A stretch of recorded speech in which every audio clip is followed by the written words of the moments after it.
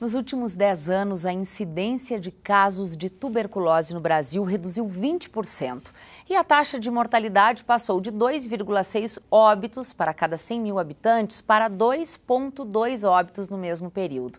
Bom, a tuberculose é uma doença que tem cura, o tratamento é feito de graça, mas ainda preocupa, porque 70 mil casos novos são notificados todos os anos no país.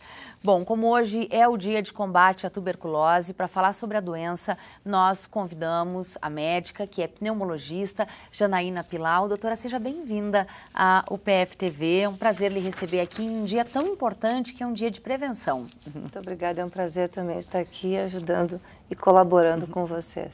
Bom, doutora Janaína, por que a tuberculose ainda é uma doença que preocupa? Na verdade, pela facilidade de contágio, né, Thaís? É uma doença de fácil contágio. Então, hoje, para se adquirir a doença, basta ter um paciente que tenha escarro com o bacilo e está num lugar fechado. Então, o contágio ele é muito fácil e a gente tem muita dificuldade hoje na periferia, porque são situações onde o acesso à saúde também é mais difícil. Então, esses pacientes ficam por muito tempo até o diagnóstico e até fazer o diagnóstico iniciar o tratamento, eles ficam contaminando as pessoas. Bom, doutora, a tuberculose, ela está relacionada a outras doenças ou ela pode também aparecer isoladamente? Ela tem uma correlação muito importante com o HIV, né? Existe uma co-infecção entre HIV e tuberculose, pela baixa deficiência que o paciente com HIV tem, associado à imunidade dele. Então, essa é uma correlação bem direta e bem determinada. Mas existem outros fatores de risco. Pacientes com etilismo, pacientes pneumopatas, pacientes que vivem em ambientes fechados, né? Por exemplo, os que têm no sistema penitenciário, é fácil de disseminar. Pacientes que moram em casas de repouso, asilos, porque o contato é muito próximo. Bom, um dos sintomas, talvez o principal deles, é a tosse contínua. Nós estamos em uma região essencialmente alérgica. Como é que se faz para diferenciar a tosse que é alérgica da tosse que já se tornou uma tuberculose? Na verdade, a gente tem até uma campanha do Ministério da Saúde que diz: tosse por mais de 3 semanas, pense TB, né? Então, aquela tosse que ficou mais do que 1 semana, 2 semanas, 3 semanas, assim, tem que ter um alerta. Não necessariamente que seja uma tuberculose, mas já não é mais uma tosse alérgica. A gente está falando de uma tosse seca, doutora? Não necessariamente. Ela pode ter um início seco, tá? Mas ela pode evoluir com uma tosse com catarro, com expectoração, né? Um catarro que vai desde o catarro branquinho, mucoide, até ficar mais purulento, mais maduro, como as pessoas costumam chamar. E não necessariamente precisa ter sangue nesse catarro. Então, se tem muito do antigamente, que tinha aqueles catarros que vomitavam sangue, que não necessariamente precisa ter. Bom, você falou aí, doutora, com relação ao ambiente de contágio, né?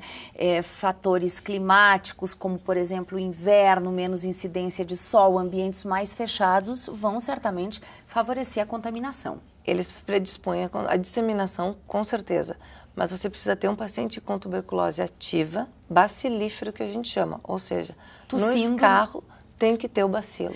Você me contava, doutora, que o próprio sol ajuda, de alguma forma, a matar um pouco e a diminuir esse contágio. Isso. Na verdade, o bacilo da tuberculose ele é muito sensível, tanto a agentes físicos quanto químicos. Por isso que ambientes arejados, com bastante ventilação, com bastante iluminação, diminuem a possibilidade de propagação da doença. Quando o bebê nasce, ele recebe a vacina contra a tuberculose. Isso. Depois disso, existem outras vacinas, outras formas também de prevenir a doença? Não, a vacinação é pela BCG, que é feita no recém-nascido, tá? Antigamente a gente fazia um reforço na escola, todo mundo tinha que fazer. Então, assim, como é que eu sei se eu estou vacinado ou se eu estou prevenido? Tem que ter a marquinha no braço, né? Se ela não fez a marquinha, se não ficou o buraquinho ali no braço, significa que você não teve uma reação imune. Então, talvez tenha que refazer a dose, procura um médico para fazer uma avaliação, para fazer a dosagem, para ver se precisa refazer a vacina. A tuberculose tem cura, o tratamento é longo. Quando esse tratamento de 6 meses não é respeitado, o que acontece com uma boa frequência, não é, doutora? O problema se torna muito maior. Isso. O abandono de tratamento hoje é uma das causas muito frequentes que a gente tem de tuberculose multiresistente. O que acontece? É como qualquer outra bactéria, você vai tomando a medicação, quando você começa a falhar, ela se torna resistente àquela medicação. Hoje, por que existe 4 comprimidos para tomar tuberculose? São 4 medicações, justamente pela facilidade do bacilo de criar a resistência. Então, a gente já dá 4, porque se ele criar resistência a um, a gente tem o outro, tem o outro e tem o outro. Isso durante 6 meses? Durante 6 meses. Ao interromper... Nos primeiros 2 meses, são 4, depois diminui para 2. Ao interromper esse tratamento, o que normalmente acontece, doutora? Na verdade, assim, você começa o tratamento, nas primeiras 2 semanas, a melhora dos sintomas, na maioria dos pacientes, é muito rápida. Então, com 2 semanas já tem uma boa melhora. Com 1 mês, 2 meses, eles estão sem sintomas. Só que o bacilo é um bacilo de crescimento lento. Como ele é de crescimento lento, eu preciso que ele tenha reprodução para o agente medicamentoso agir. Então, a cura também é lenta. Por isso, o tratamento prolongado. Os sintomas melhoram, mas o bacilo ainda está viável para causar infecção. Então, se eles pararem de tomar, isso vai fazer com que daqui a uns meses volte os sintomas e a doença volta, talvez com bacilo mais resistente, além de causar um estrago no parênquima, no pulmão em si, muito grande. E mais 1 ano e meio de tratamento. E aí. mais 1 ano e Doutora, meio de tratamento. Muitíssimo obrigada pelas informações e bom trabalho para você nesse dia que é de muita mobilização. Tá obrigada. certo, muito obrigada.